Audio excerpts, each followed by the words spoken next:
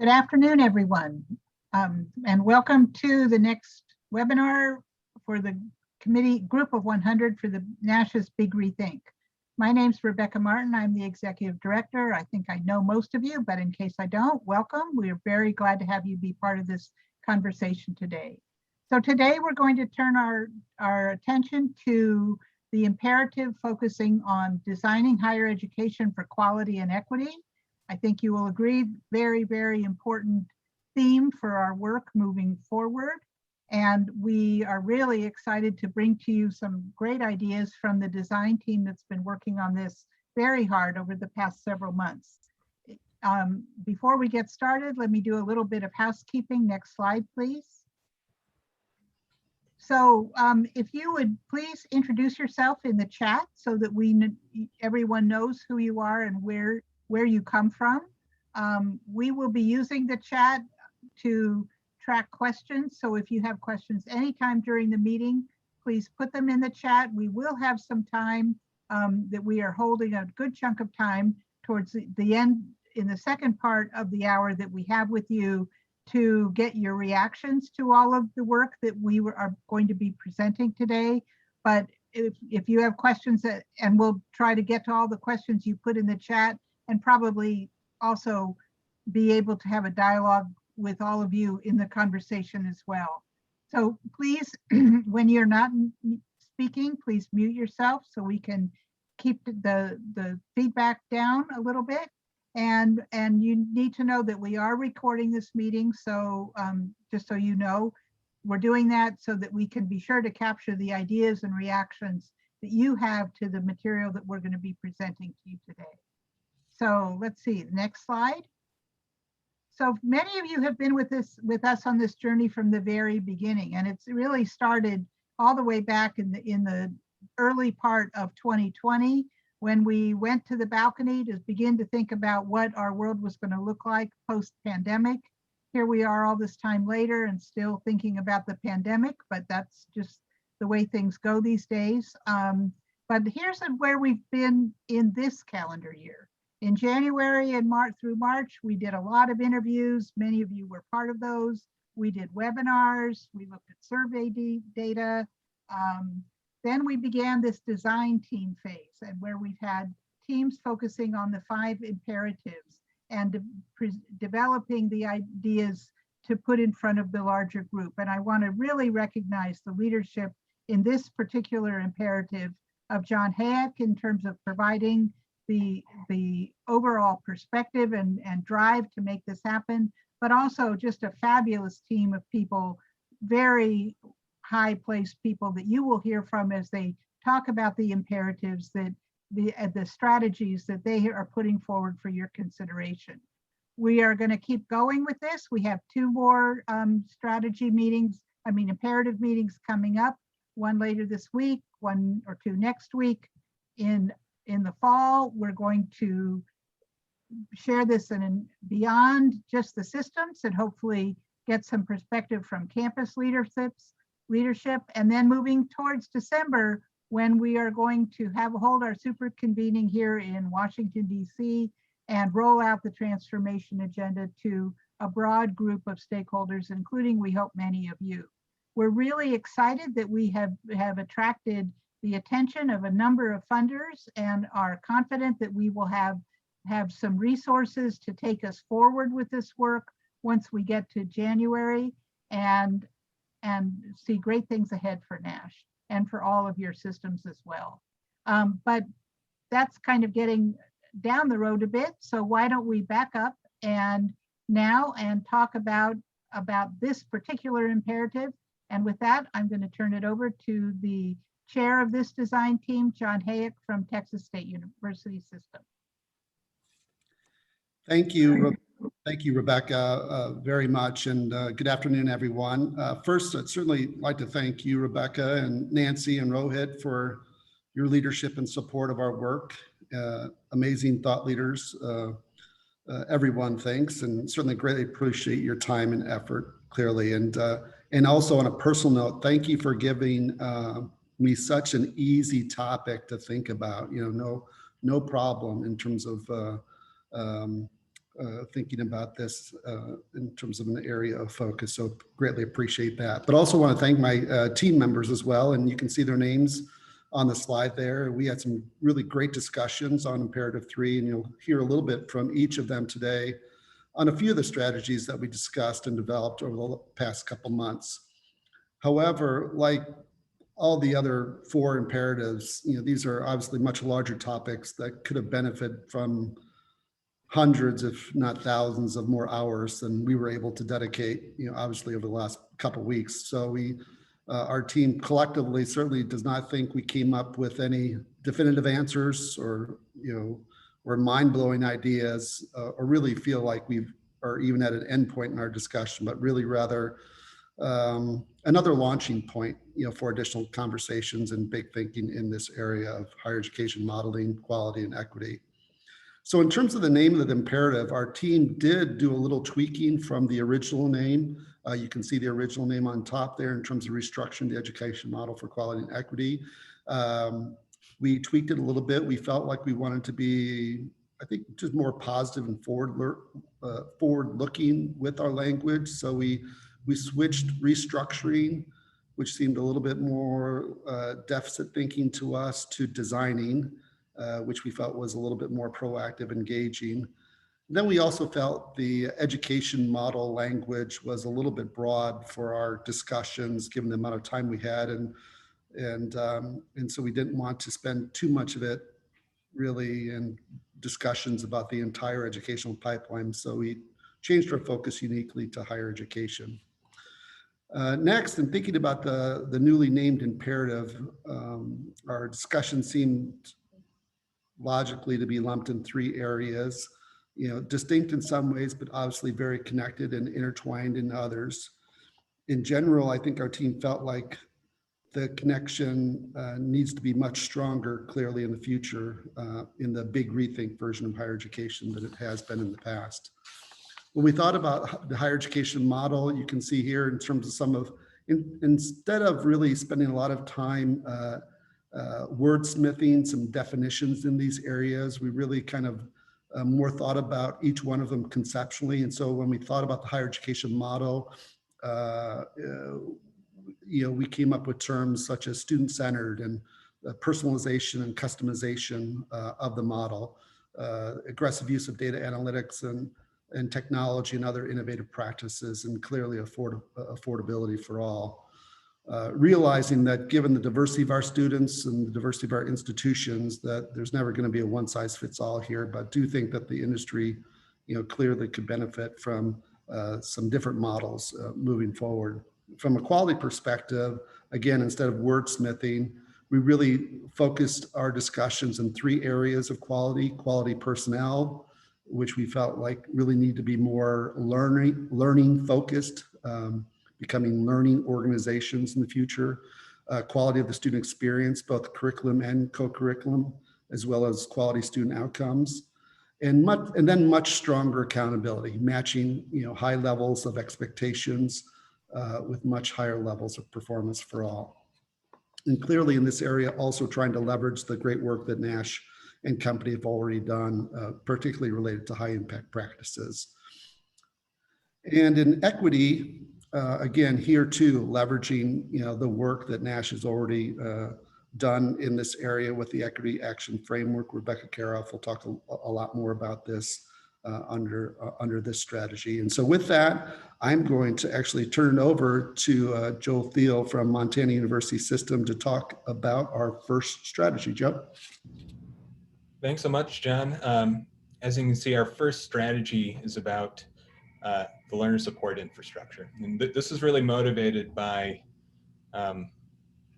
in particular, if you go and look at the Post-Secondary Value Commission's recent report, page 10, there's a great table that I think is a motivator behind this strategy. And that table shows that for Black students, for American Indian students, the proportion who leave public institutions with a degree is actually outstripped by the proportion who leave without a credential and go on to default on a student loan.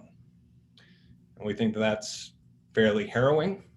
We also know that the interventions that substantially change that have some common characteristics. And their characteristics that focus on the student support structures, professional advising, how professional advisors use data, how we leverage financial aid to support students through their education.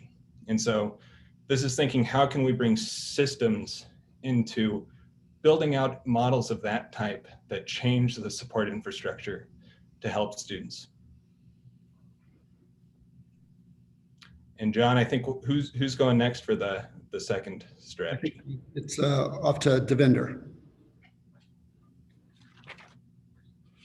Devinder, yep. Yeah, thank you, John. Thank you, Joe. On the second one, we were a lot more focused on the fact that what do we do to rethink teaching and learning, and make sure that we are able to provide structures and alternative ways in which credit acquisition can occur, and in which individuals can build their competency skills portfolio. So in that regard, we were prompted by 3 or 4 guiding principles.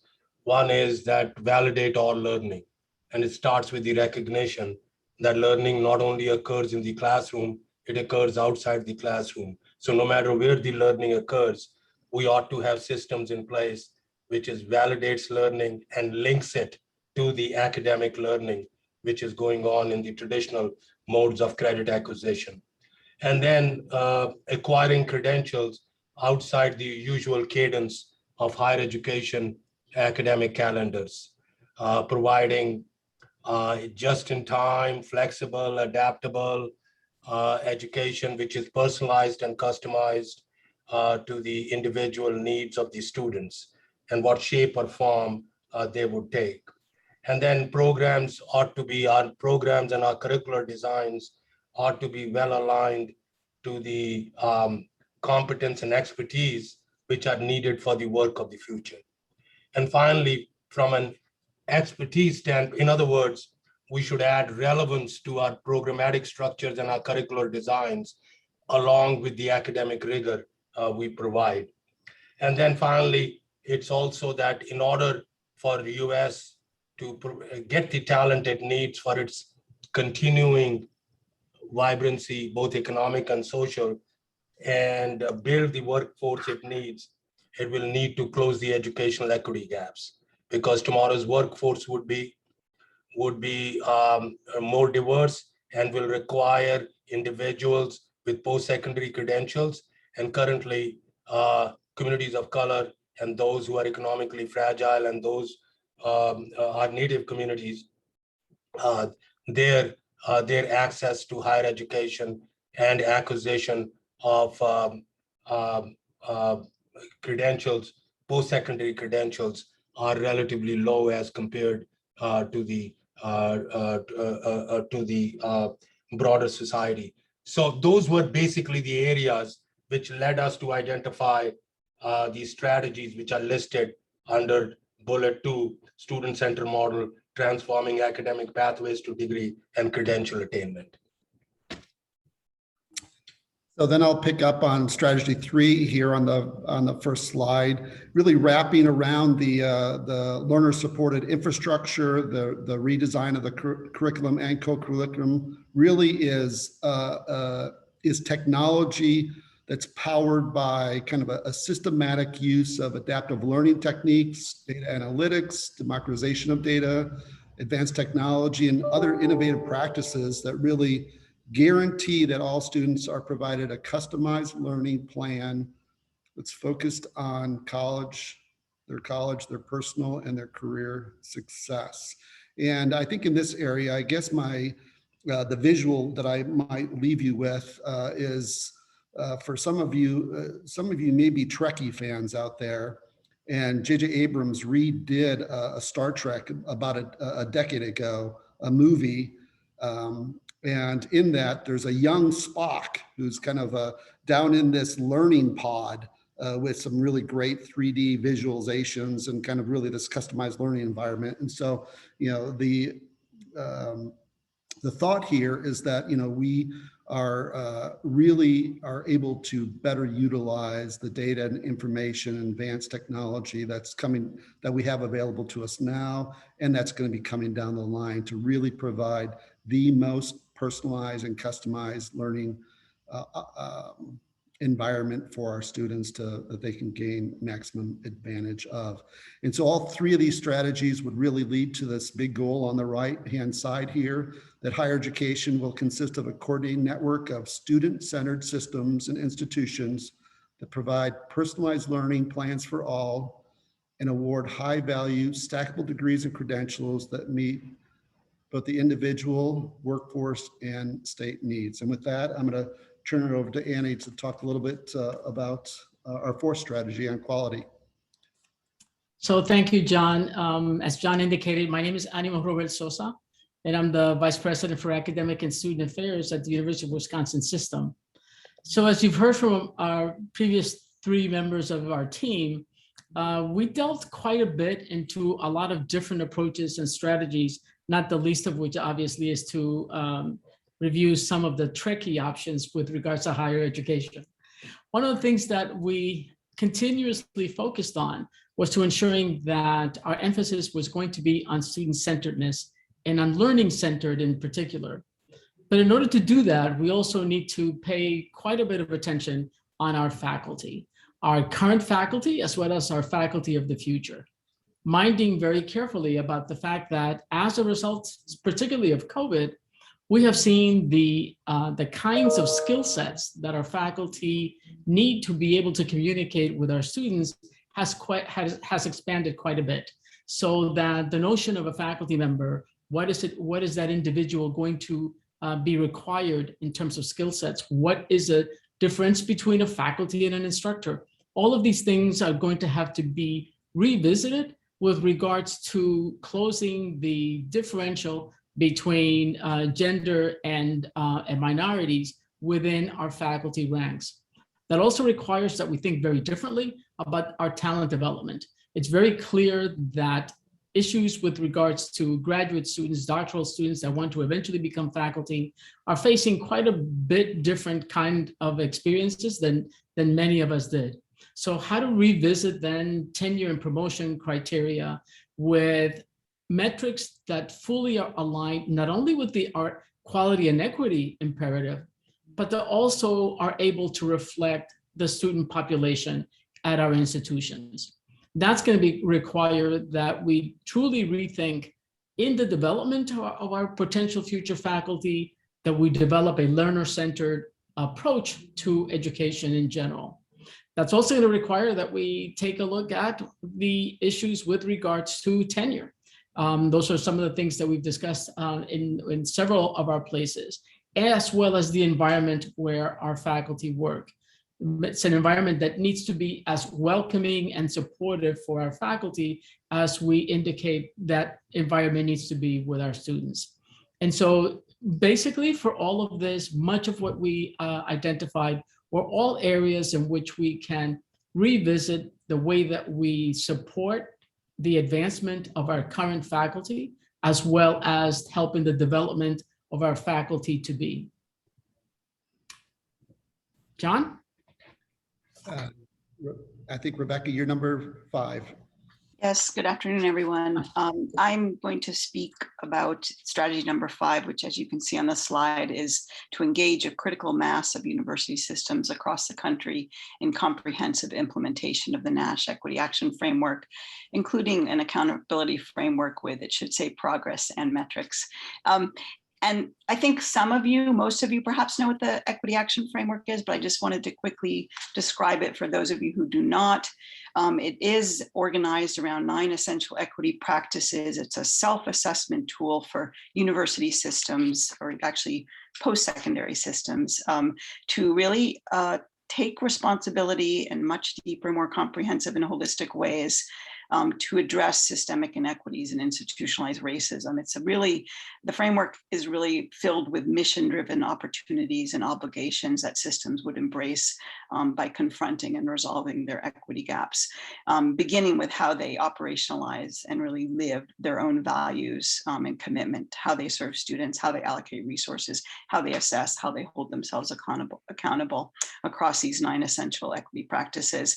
And the equity action framework really provides a blueprint for systems to do that, which at the end of the day leads to action and change and positions systems to be equity centered and quality driven in all their endeavors. This supports the big goal you see on the right of the slide, that all university systems fully implement the Nash Equity Action Framework and achieve systemness across the essential equity practices. Actually, I'm delighted in this meeting that there are 5 co-authors of the Equity Action Framework here, including Rebecca Martin, Chris Navia, and Dwayne Morgan, and our 5th colleague is from one of my UT system institutions, UTEP, Louis Rodriguez.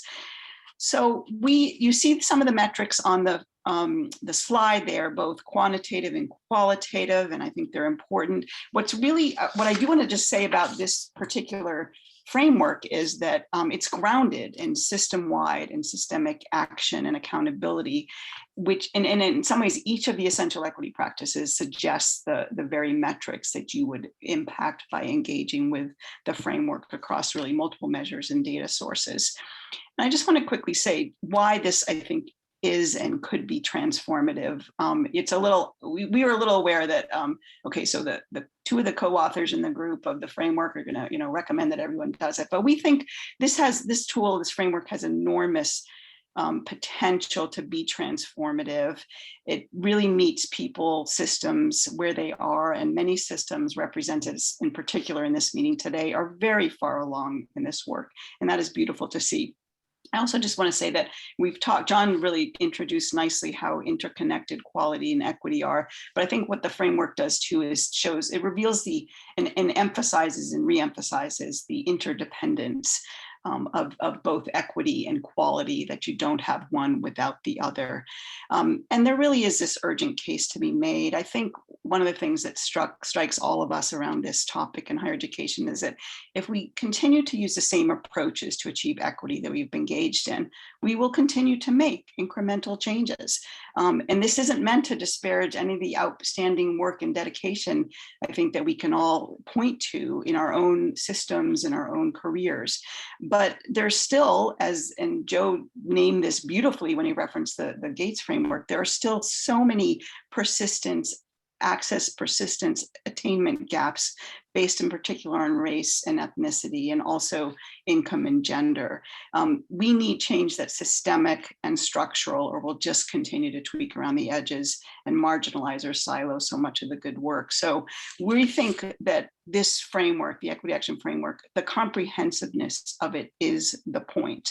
It allows us to really refute the low expectations that equity cannot be measured beyond, or even assessed beyond just those student success outcomes. It really says that you have to be strong in multiple dimensions. You have to approach equity holistically across all these equity practices. And in doing that kind of more comprehensive engagement, I think that's the way to get to authentic change, to really get to what would be a phenomenal innovation, which would be equity. Thanks. Thanks, Rebecca. And with that, just a kind of a few just wrap up words before we throw back to Rebecca Martin. I will say that, another idea that came out of our discussions is, and Rebecca Karoff alluded to it a little bit in terms of innovation, is the idea of being able to develop some type of stronger, more robust, we'll call it a Nash Innovation Alliance. And this is building a little bit upon the taking student success to scale work, the high impact practices work, the equity action framework work. It's creating a model of systemness across, among our systems that would allow us to better share these high impact models related to quality and equity. And so an example of this might be, for instance, if SUNY or California State University system or UT system develops something that is particularly innovative, particularly effective, that we need to better be organized to be able to share where we can those resources to impact the greatest number of students. And we think that, from a modeling perspective, we not only think about the institutions, in terms of their model, but also kind of how we work among the systems themselves. So with that, Rebecca Martin, I'll turn it back over to you.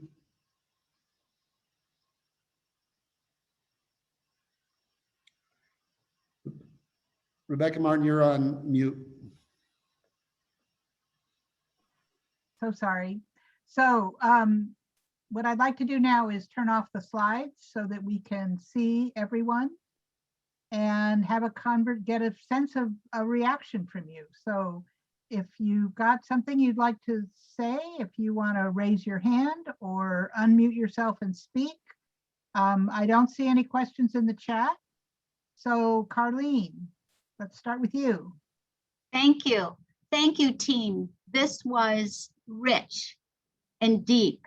I especially liked goal number 5, calling out how the equity framework can be used and integrated. As you know, I'm with the group of Partnering for Impact, and I already was trying to think what pieces could we tuck in there to make our work more intentional about focusing on equity through partnership. So thank you for that. I also wanted to echo something John just talked about with the alliance concept.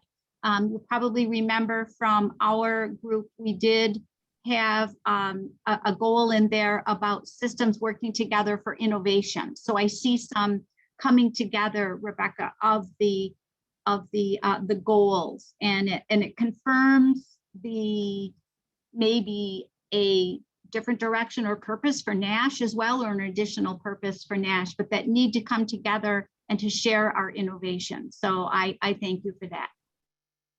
Okay. What else? How does this all strike you? Are there pieces of this that you could imagine running within your system? Hi, Rebecca and Paul. Yes. This is Terry Hines from Minnesota State. There were a couple of things that really resonated with me. Not surprisingly, Devinder's comments about recognizing all learning, given that we're from the same system, and that's something that we're pushing on as to do more of within Minnesota State under Equity 2030.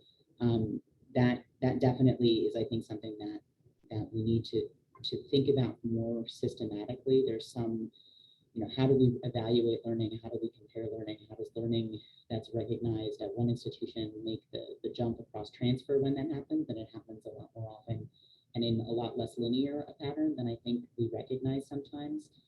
So to that end, the Tackling Transfer Policy Advisory Board, I think just this week issued their final report that really talks about a transfer reset that I think supports that idea, and that path, that sort of resetting transfer so that we stop thinking about it as this linear progression for our students. So I think that was one thing that really stood out to me that I really liked. And then just listening to Carlene talk about partnerships made me think about, is there an opportunity for some kind of system innovation alliance, NASH Innovation Alliance, to reach out to some of the maybe like the faculty professional associations, because I feel like some of where we struggle intra-system is getting all of our various components and parts and constituents on the same page. And I'm wondering if there's opportunity to work through other national associations where other actors and agents in our systems participate to sort of cross-pollinate these ideas and get it coming from not just sort of like, these are the administrators and the leaders of the system who think this, but this is also something that your national association or your professional association agrees with and believes too. And that really sort of blows up y'all's scope. But Carlene, when we were talking, that's what I thought of, is like, how do we work internally to get these ideas out to other audiences? Mm-hmm. Great. May I ask a question or make Yes, a comment? please. So, I think that in our system in the University of Massachusetts, we subscribe to all of the values that are articulated here, and most of the practices are in play one way or the other. But what is really complicated for us is the variation between our campuses.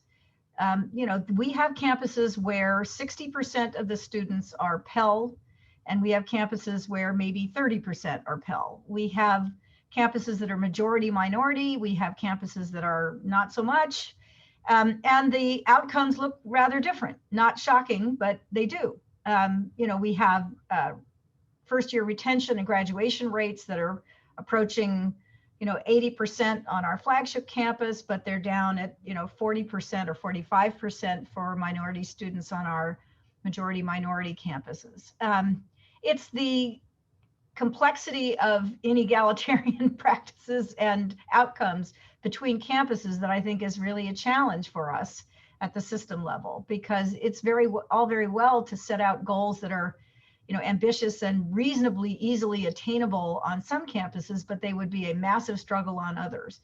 So I'm wondering how you think about the framework as applying to systems in which you have these distinctive differences between campuses that usually track the economic profile of students and families, the racial composition, and so on.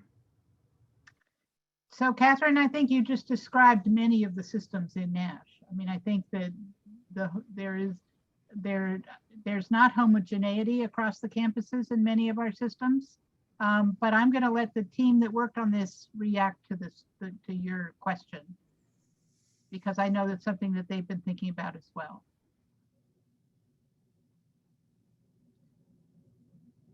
I'll jump in. I mean, that's a really great point. I guess one thing for me, I'm speaking about the equity action framework, but I think it applies to all the strategies from our team.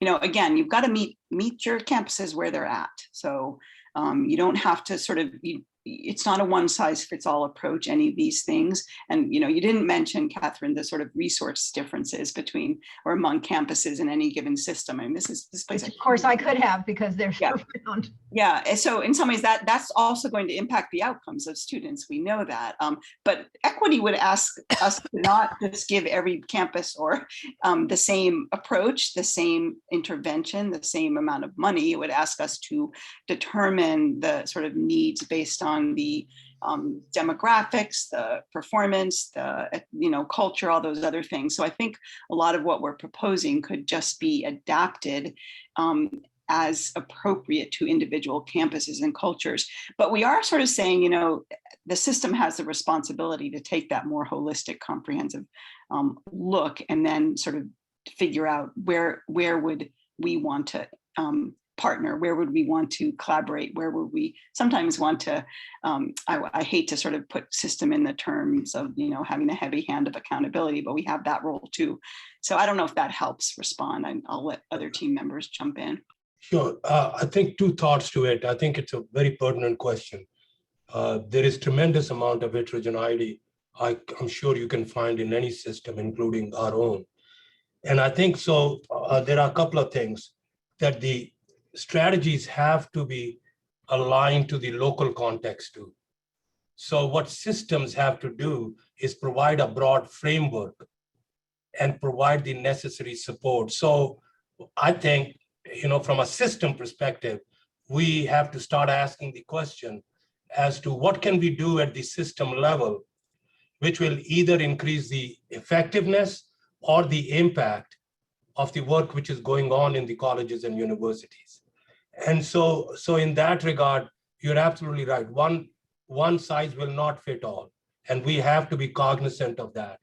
And so developing broad frameworks, providing the necessary support, for example, building data and information sets, that can be done at the system level and then easily made available to the colleges and universities.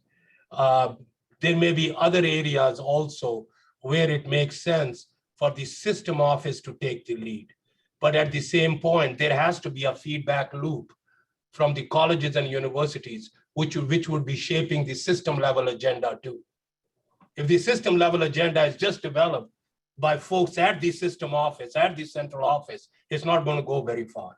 So just some thoughts that needs to be, it's an important point which would need to be kept in mind as we develop and nuance these strategic approaches. So Catherine, this is clearly something that we did discuss within our team, as you can tell, because we're sounding the same kinds of responses back to you. So the identification of a framework and a system nest, recognizing the local context will be changing from campus to campus and acknowledging that, but nevertheless, setting up a strategic approach or strategic plan that the system could move forward, recognizing the differences. And I really think that this is an area where I loved, I always loved hearing Katie Haycock talk, with Ed Trust and the work that they did for a long time. Rebecca Martin, I know that you were involved in a bunch of that. And to me, she was just a genius at really helping, kind of increase the expectations of academic leadership, to think about, that institution that we all have that has 60% Pell, that our institution is only graduating 40%, but there are 10 institutions out there, similar demographics, that are graduating 70% or 75 or 80%. And kind of, I think that's kind of the strength of kind of how we could, in the future, better use the Alliance as well. Mm-hmm. Mm-hmm. Let me just say that is a very appealing opportunity landscape. That is, the general principles are fine, and I think they are well worth being very public about. But would really be helpful from a strategic point of view is to match institutions and let the best practices that have been effective at institutions that have matching demographics be shared. I have asked in the past, for example, how do institutions which have graduation rates of 45, 50% over the 6-year period move up to 70%? And I was not able to find very many examples. I could find examples of campuses that had gone from 25% to 50%, but then they had sort of leveled off and weren't able to get much further than that. And then you have the ones that are at the high end. So anything that we can learn from one another about matched institutions where there's a best practice the rest of us should be following would be wonderful. Mm-hmm. Could I MJ, just, oh, go ahead. MJ, you want to come in here with your just chiming in on the conversation and agreeing to some degree with Catherine that I think, it may be that as we're looking at the final framing of the strategies, that we need in some cases to lift them up a level and make sure they're focused on the role that state systems can play in driving these initiatives, or not driving, encouraging these initiatives on our campuses and facilitating the work that our campuses are doing. And the hard thing about that, and I know Nancy's info is thinking, doggone it, that doesn't make it very interesting or sexy or big thinking. But I think we want to try to make sure we're striking that balance so that we're clear about what we can do as state systems and what NASH can do to support the work across the state systems, as compared to the things that ultimately fall upon our institutions to do with all of their diversity and variation. Right. Okay, there was somebody else. Elizabeth, was it you about to speak? Go ahead. Exactly. I was Catherine's point and question was sort of on my mind as well, because our systems, not only are our campuses different, but our systems are also quite different. And having been in the UMass system and the SUNY system, and now in the Washington State University system, they're all very different from each other, as distinct from each other as they are similar. And the one that I'm in now at Washington State is one accredited institution with 1 point of tenure and promotion, which sits with the provost for the system. There's only one provost for the system. And so how you might manage these sort of best practices, guiding principles in that scenario even though similarly, we have the percentages of Pell eligible students across our 5 physical campuses dramatically different, and the constituencies they serve are dramatically different. Still, having one accredited institution, 1 degree, 1 T&P is a very different scenario than the SUNY system, where you have 64 or however many there are campuses with separate accreditation and separate tenure promotion processes and separate provosts. So I'm just thinking, as I think about how we apply some of these, just thinking about how systems are different from each other. I know some of you are in systems that are also more or less unified. So that's just something I'm puzzling over. It's less of a question than an observation. Well, it's a good one. And I think that one of the things that we found in the work that we've done around student success in TS3 is that there are things you can learn from systems that are quite different, because they start from a different framework, a different mindset. They look at the issues differently, and we found that there are ideas that really translate well into a different environment, just because they come at the issues from a different angle. So I think there's a lot we can learn from one another in those kind of approaches. Anybody else have a comment here? So this is just to give you a little preview of what might be coming next week when we talk about reframing student success. That team has had a very interesting conversation about what's the appropriate metric for student success, and is graduation rates maybe aren't as meaningful as they used to be. So I don't want to get into that too far right now, because that's a conversation for next week, but I did want to acknowledge that that's an issue that several people just had in the chat. And then David, our board chair, has a comment. Let's hear from you, David. Thanks, Rebecca. Thanks everybody for working on it. That was really, I really enjoyed it, and I hope somebody will send out the slides. There are a lot of great ideas. My one thought, and I think this is maybe just another way of saying what Catherine shared, is if the team could use your superb work so far and sort of think really hard about what would you say differently to a system than what you would say to an institution. That I think that's part of the nub of what we want to get at as a group of system leaders is, you know, are there things, I mean, maybe it's just establish benchmarks, goals, and guidelines, but in some of these areas, I suspect there's a lot more that a system can do than an institution can do. And if we could get focus on those ideas, that would be really, really powerful. So thanks.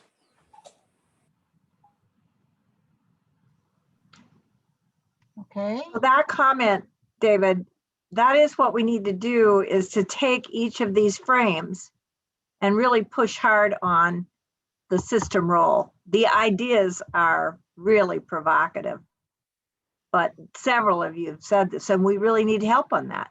We really need all to push hard. Yeah.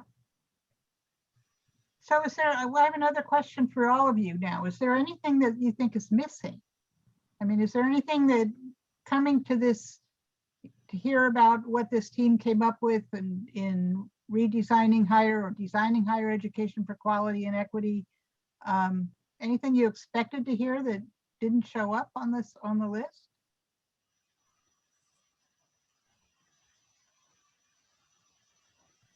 No? Okay. Maybe I could jump in here. One thing that I think might be interesting for systems to consider is to help us around the institutions to disaggregate the bachelor's degree and allow four-year universities to offer smaller credentials, smaller time credentials, 1 year, 2 year credentials that stack into a bachelor's degree. No, probably, but I think we're, if we had such a construct that sort of, that the bachelor's degree was a stacked set of 4 1-year credentials that made intellectual sense, would make a lot, it would automatically change the metric from failure to get a 4-year degree to celebrating the success of getting some number of 1-year credentials, right? Some people will leave early. That's for a whole host of reasons, and we should have the flexibility and the authority to issue some credentials at those levels. And it may be that the utility of a system could be that different universities that have different missions could look to other institutions in the same system and partner with them to offer these credentials. So if you have a 4-year research university that only gives bachelor's degrees, and you have students that stop out early, there's this emerging construct all across the country of reverse transfer. Well, why not internal to system transfer instead of reversing transfer to a previously attended community college? We could sideways transfer to one of our other institutions that could offer a smaller time credential. I think that might be one interesting way to turn failure into success by reframing the problem. We might want to consider celebrating a series of smaller time credentials that have been achieved rather than despairing over the fact that we didn't make it all the way to the 4-year degree for a certain set of students. I think thinking along these lines might be valuable. So Rick, we did talk about some of that, but we wanted to frame it in a more positive manner, because almost all the time that this is spoken about is with regard to the unbundling of what we have, right? So it's the unbundling of the curriculum. It's the unbundling of the academic calendar. It is, as you mentioned earlier, the reverse transfer. CUNY has a reverse transfer within its own system. And so there are ways in which we try to identify the approaches that we need to use within the next 20 to 30 years, because the hybrid environment is also something that we need to consider. And that was part of the qualifications and the skill sets that we're going to need of potential faculty who are going to be teaching in different modalities, and also the expectations that we have for faculty, expectations that we have for our students with regards to that. And so we started talking about this kind of unbundling, but also then refocus it into trying not to use a student-centered language, but sometimes a learner-centered language, recognizing that students will be moving in and out of our institutions, in and out of calendar time, and also in and out of their own age time reference, right? So moving from a typical 17 to 24-year-old to a working adult that needs to come back and retool or learn new skills or a new career. So we did talk about all of that. Capturing all of our conversations into a couple of slides was really hard. John did a great job. I think, I related, although indirectly, a few other things that just came up in our conversation was this notion that, I think, we see all the, teams kind of struggling with this is, what makes the idea kind of a big rethink idea versus just kind of maybe utilizing things that we already know, but just doing it with kind of higher fidelity, right? And so, I do see this kind of stream of work that, we know a lot in terms of our scholarship about what we need to do. I mean, we just got to get people to do more of it and to grab onto it and have the accountability structure set up in that way. So, but then there's also this stream, that is kind of innovation on the margin, kind of taking something that we already doing and then kind of a new spin to it. But then there's this other stream that, this is the crazy stream, right? That we might think of, 3 years ago, suggesting that, that across the country, we would convert, 1 million courses to online learning in 3 weeks, right? I mean, that's crazy thinking, right? But, but we did it. And so, what are our, I'll say, crazy thinking ideas out there? Do we move, in 2050, could we see ourselves moving to a 3-year bachelor's degree, right? Or in 2040, is that really where we need to go versus a 4-year bachelor's degree? Rick, to your point, maybe it needs to be 3 years, and 1 year's gen ed, 1 year's elective, 1 year's major, right? I mean, and it's stackable. And then, 5th year is a master's, and 2 years after that is, doctoral, however that goes. So, so I think there's that stream of thinking. Also, we had some thoughts related on the equity side in particular, looking outside of higher ed for examples of excellence, to other countries, in terms of structures that they may have that we could adapt to help us close our equity gaps, but also obviously other industries and or specific corporations that have been able to close equity gaps and looking for structural elements or cultural elements or processes or procedures that they've used to really to give us some insight on how do we do that job better. Okay.